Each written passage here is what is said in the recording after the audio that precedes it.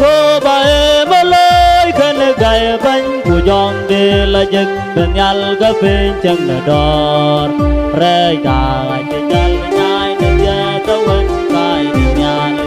đồ cô bé lui chẳng mà non thêm bên gió cắt đôi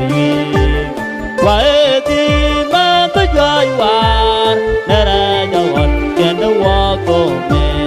mẹ chết chết qua trên đó cái vắng ngày cho chừng chồng mẹ còn chưa lên nó mãi cả chết chết qua được bên trên lên không qua cho giờ cầm qua chết lô của phụ la trù đi một thành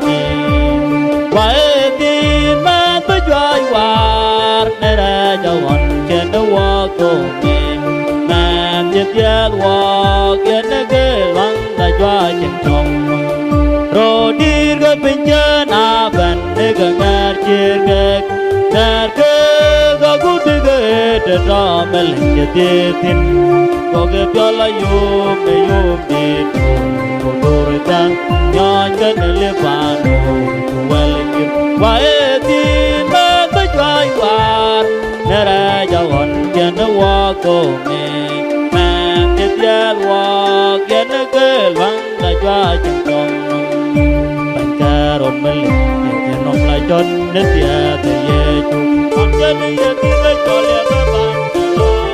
có lom cao bạn để chu bài mang đến đêm về giấc ăn đêm rồi quay đi rách nhà làm yêu mi quay đi mang tới gai bạn để ra cho hồn trên đó qua con mang đến giấc qua cái nó cái vắng là cho chừng